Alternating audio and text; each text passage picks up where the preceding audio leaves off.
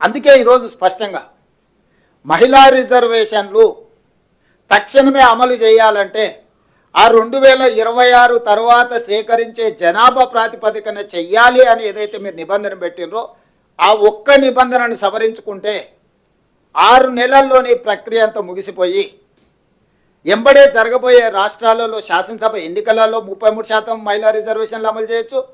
2029లో ఏదైతే లోక్సభ ఎన్నికలు జరుగుతాయో 543లో 33% అంటే 181 మంది మహిళలకు ఆటోమేటిక్గా లోక్సభలో కూడా ప్రాతినిధ్యం వహిస్తుంది.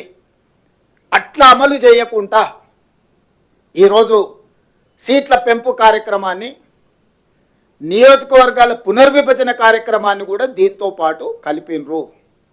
ఇక్కడే రాజకీయ కుట్ర, రాజకీయ అసమానతలు, రాజకీయ వివక్ష ఇవన్నీ మిళితమై ఉన్నాయి. అందుకే ఈరోజు కాంగ్రెస్ పార్టీ పక్షాన తెలంగాణ రాష్ట్ర ముఖ్యమంత్రిగా సహచర మంత్రివర్గ సభ్యులు పెద్దలందరి సమక్షంలో నేను నరేంద్ర మోడీ గారికి చెప్పదలుచుకున్న ఒకే ఒక మాట, మహిళా రిజర్వేషన్లకు సంపూర్ణంగా కట్టుబడి ఉండడమే కాకుండా 100% మేము మద్దతు ఇస్తున్నాము.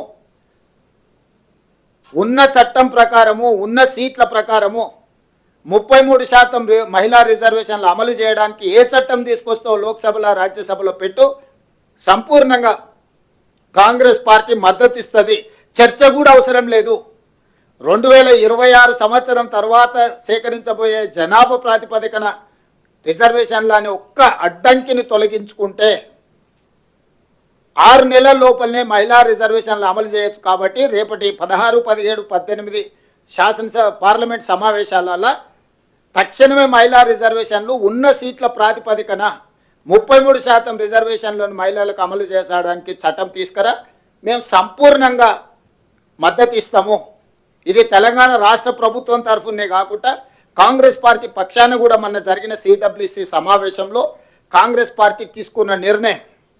మహిళా రిజర్వేషన్లు, మహిళల యొక్క రాజకీయ సాధికారితను కాంగ్రెస్ పార్టీ మొదటి నుంచి ఆకాంక్షించింది, మొదటి నుంచి అమలు చేసింది. 100% మహిళా రిజర్వేషన్లకు కాంగ్రెస్ పార్టీ కట్టుబడి ఉంది.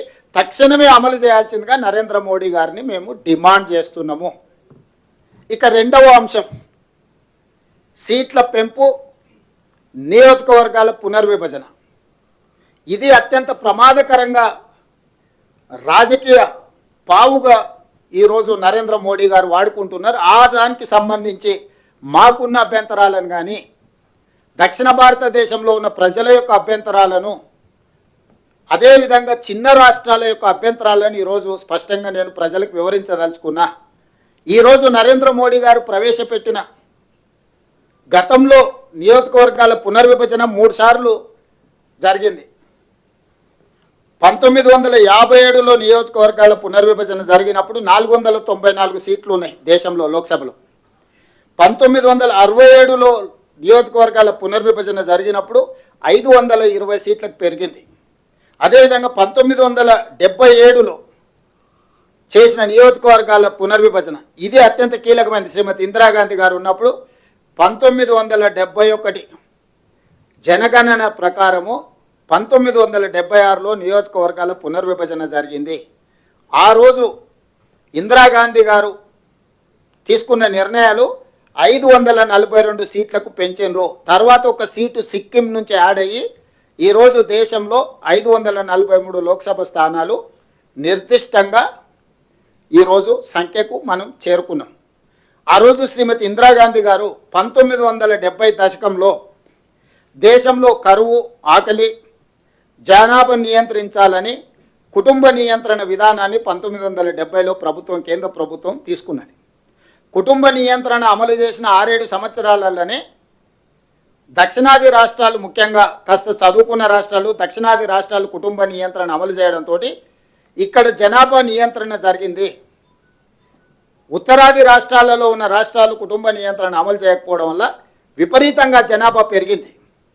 1970 నుంచి 76, 6-7 సంవత్సరాలలోనే జనాభా మధ్యలో అంతరం పెరిగి ఉత్తర భారతదేశం, దక్షిణ భారతదేశంలో అంతరం పెరుగుతుండడం వల్ల ఇందిరాగాంధీ గారు ఆ అంశాన్ని గుర్తించి 543 సీట్ల ప్రకారమే ఉండాలి, ఆయా రాష్ట్రాలలో ఉన్న నియోజకవర్గాలనే ఆ రాష్ట్రంలో ఉండే లోక్సభ సీట్ల ప్రకారమే నియోజకవర్గాల పునర్విభజన జరగాలని నిర్ణయం తీసుకోవడం వల్ల 1976లో ఉత్తరప్రదేశ్లో 80 సీట్లను ఆ రాష్ట్రంలోనే పునర్విభజన చేసిండ్రు.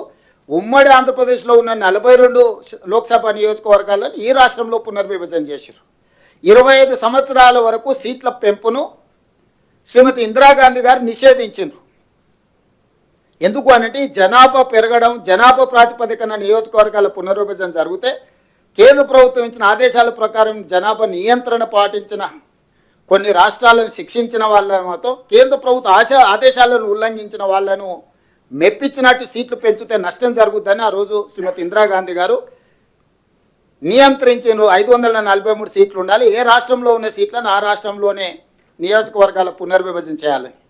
2001లో వాజ్పేయి గారు ప్రధానమంత్రిగా ఉన్నప్పుడు కూడా మళ్ళీ లోక్సభలో చట్టసభలలో చర్చ వచ్చినప్పుడు ఇందిరాగాంధీ గారు ఏదైతే దూరదృష్టితో జనాభా ప్రాతిపదికన జరిగే నియోజకవర్గాల పునర్విభజన చిన్న రాష్ట్రాలు మరీ చిన్నగా మారుతాయి, పెద్ద రాష్ట్రాలు మరీ పెద్దగా మారుతాయి, భూస్వాములు జాగీర్దారులుగా మారుతారు, పేదలు అత్యంత నిరుపేదలుగా మారుతారు, నిరాదరణకు గురవుతారని చెప్పి 2001లో కూడా వాజ్పేయి గారు తిరిగి నియోజకవర్గాల పునర్విభజన చేయాలనుకున్నప్పుడు స్పష్టంగా ఇంకొక 25 సంవత్సరాల వరకు ఈ 543 ప్రకారమే ఏ రాష్ట్రంలో ఎన్ని సీట్లు ఉన్నాయో ఆ రాష్ట్రాల ప్రాతిపదికన నియోజకవర్గాల పునర్విభజన జరగాలి. అక్కడ దామాషా ప్రకారం ఎస్సీ ఎస్టీ సీట్లను, అక్కడ ఉన్న అసెంబ్లీ సీట్ల రిజర్వేషన్లను వీటన్నిటిని మార్చుకోవడానికి 2001లో చట్ట సవరణ అటల్ బిహారీ వాజ్పేయి గారు చేశారు.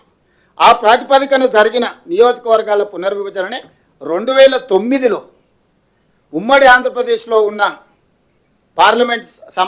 పార్లమెంట్ సీట్లు తెలంగాణలో 15 ఉండే, ఆంధ్రప్రదేశ్లో 27 ఉండే. 2009లో 17 సీట్లు తెలంగాణకు వచ్చినాయి, 25 సీట్లు ఆంధ్రప్రదేశ్కి పోయినాయి. ఆనాడు 107 అసెంబ్లీలు తెలంగాణలో ఉండే, 187 సీట్లు ఆంధ్రప్రదేశ్లో ఉండే, 119 సీట్లు తెలంగాణకు వచ్చి 175 సీట్లు ఆంధ్రప్రదేశ్కి పోయినాయి 2009లో. సో ఎక్కడ కూడా ఒక రాష్ట్రాన్ని ఒక యూనిట్గా తీసుకొని లోక్సభ అసెంబ్లీ నియోజకవర్గాలను 2007-8 నియోజకవర్గాల పునర్విభజనలో నిర్ణయం తీసుకోవడం వల్ల ఈ నియంత్రణ వాజ్పేయి గారు ఏదైతే 2001లో చట్టం చేసిండో 25 సంవత్సరాల భవిష్యత్తులో అంటే 2026 వరకు సీట్ల పెంపు అనేది చట్టపరంగా నిషేధం విధించడం జరిగింది. ఈరోజు నరేంద్ర మోడీ గారు చేస్తున్న చర్యల వల్ల మొదటి నుంచి జనాభా ప్రాతిపదికన ఏదైతే మూల సూత్రంగా పెట్టుకొని నియోజకవర్గాల పునర్విభజన జరిగిందో ఆ